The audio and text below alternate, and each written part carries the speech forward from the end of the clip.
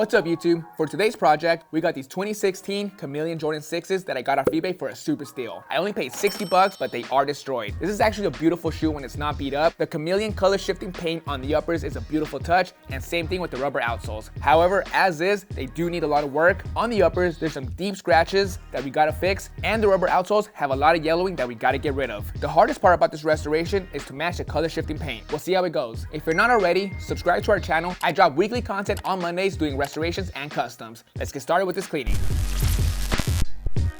To get this process started, we're gonna put the left shoe to the side and focus on the right shoe for before and after purposes. During this cleaning, I am gonna be wearing a glove just because I got this nasty cut on this finger and I don't want it infected. We are gonna be using our signature shoe cleaning kit to give the shoe a proper deep clean inside and out. Let's start by taking out the lace and insole.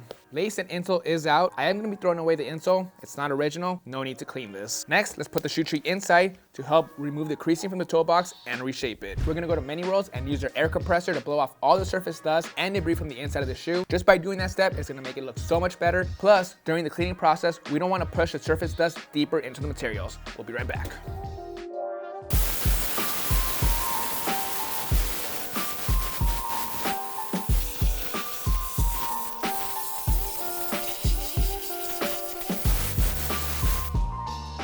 Prep work's complete. We got rid of all that surface dust. On the inside of the shoe, there was a ton of debris that we fully got out. Now overall, this is gonna be an easy clean. There isn't any light colored materials. It's all dark for the most part. You can't really see the grime or stains. After we give it a good scrub using all 3 brushes and put it in the washing machine, these shoes are gonna look really good. Let's start off by squirting some squirts of our solution inside our bowl of water. All we need is 2. First brush we're going to be using is a soft bristle brush to break down the grime and dirt on the uppers and insides as well as the tongues.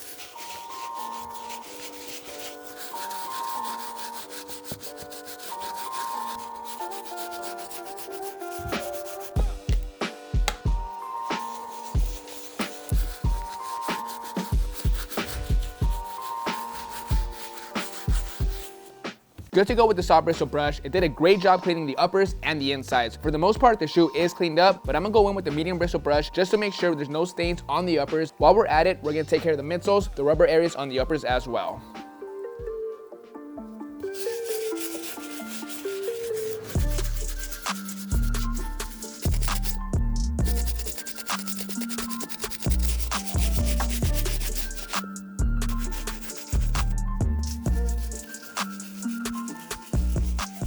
Good to go with the medium bristle brush. To finish up the cleaning, we're gonna be using a stiff bristle brush to clean up these rubber outsoles. We need to get them as clean as possible before we put them in the indoor setup to remove the yellowing.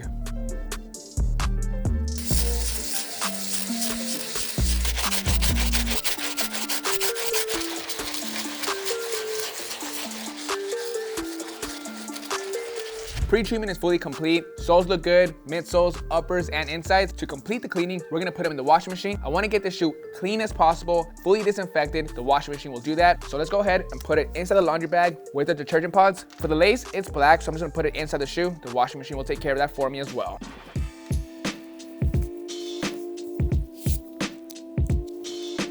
To the lavadora. This is my best girl.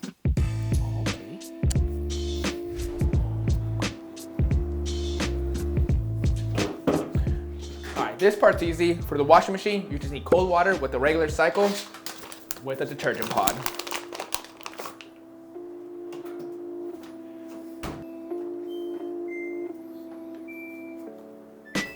Alright guys, we got the shoe out of the washing machine. It's fully dried, ready to go. For the drying process, all I did was put them outside underneath the sun. This was an easy clean. The main goal for this cleaning was to get it fully disinfected and all that grime and dirt fully washed out from the inside and the outside of the shoe, thanks to our signature shoe cleaning kit and the washing machine. Now, let's keep it moving and move on to the restoration process. We do need to remove the yellowing from the soles, but we'll get to that in just a bit. First, we're gonna take care of all the prep work on the uppers. There's a lot of deep scratches all around. Before we can even start taping or painting, we gotta get the leather as smooth as possible. So we're gonna be using sandpaper. I'll start off with 400 grit, move on to 800 grit, and then finish out with 1000 grit. Some of those surface scratches is gonna be easy to blend in with some sandpaper. However, there's this deep scratch across the entire shoe. For this part, we're gonna have to use some leather filler, but first, let's get the shoe as smooth as possible.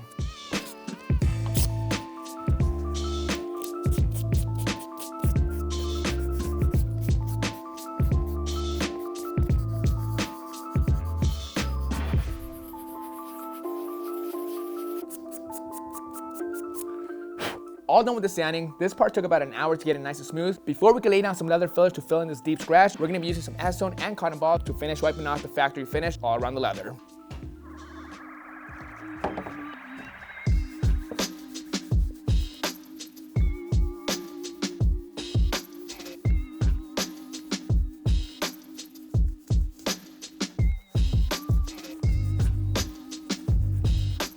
Acetone is complete. We hit up the entire upper and the midsoles. Everything's ready for a repaint, but we still need to lay down some Angelus leather filler. We gotta fill in a few scratches. We got 1, 2, 3, 4, 5, 6, and 7. To lay it down, we'll use a spatula. We'll lay down a nice thin even coat, let it dry for several hours. Then we'll do some more sanding with some 1000 grit sandpaper to get it flush with the rest of the leather.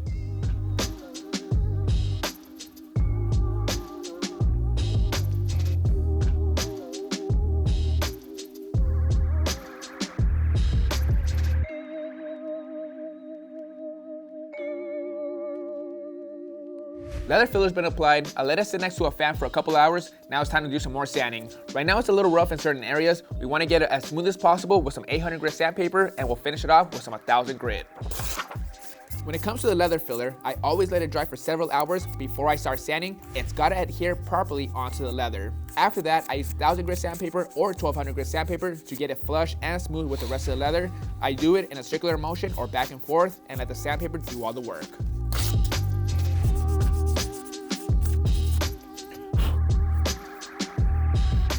Prep is complete. We did a bunch of sanding, used some acetone to wipe down the leather, used some leather filler, and did some more sanding. This is as good as the leather's gonna get. This next step is time consuming. I gotta tape off everything but the leather. Let's do that real quick. All taped up, now we're on to recreating the color shifting paint. This part's a little bit tricky, but it's not that hard. All we need is 2 different products, some Jacquard black paint that's ready for the airbrush, and some chameleon pigment from Solar Color Dust. When looking at the shoe, there's a few different colors to it. In one angle, there's some purple, a different angle, there's blue, and there is some silver to it as well. Luckily, Solar Color Dust has the exact pigment that I need. This has blue, lilac, and silver. All we're gonna do is mix some black paint in this jar, a little bit of this pigment inside, we'll mix it up real well, and then spray a nice even coat on the shoe.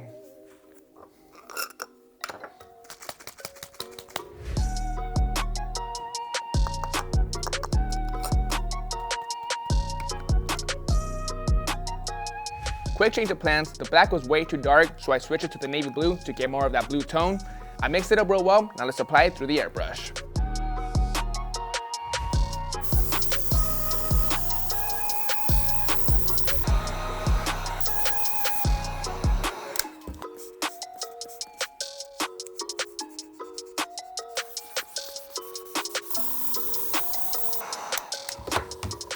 We got all the colors there, blue, purple, silver, it looks great. Now we gotta go outside and protect this paint job and match the original finish with some Krylon matte finish.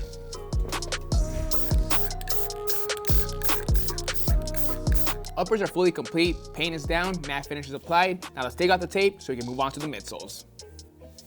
Looks beautiful so far. Now for the midsole, there's 2 different blacks. We got glossy and matte. We'll start off by using Angelus flat black paint and a small angular brush. I already prepped the entire midsole. All we really gotta do is touch it up.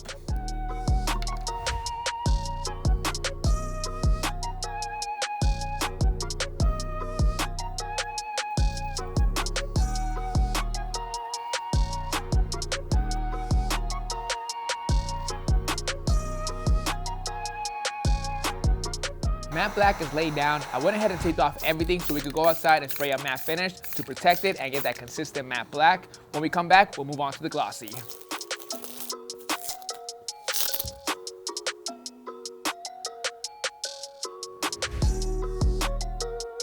Black is all touched up. We still have to recreate the high gloss finish on certain areas of the midsole. For this, we'll be using Angelus High Gloss with a small detail brush.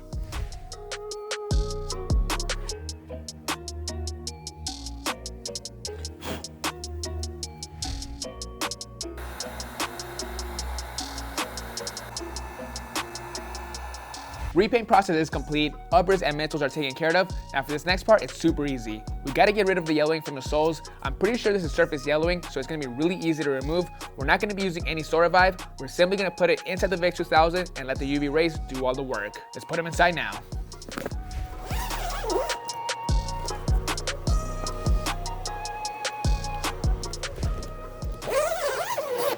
All right, we gotta let these sit in there for a good 2 days. While we wait, let's start on the next project. These just came in from eBay, 2014 Oreo 4s. We gotta figure out how to replace these back tabs. I'm still looking for restorations on projects that I never worked on before. If you think you have something cool, send us an email. If I like what I see, I'll do it for free. Let's get to work. After exactly 2 days, we got to shoot outside the Vick 2000. The soles look way better now. All that surface yellowing came out nicely. That iridescent color shifting inside the rubber pops a lot more and it's a lot more vibrant. All that's left to do is lace them up.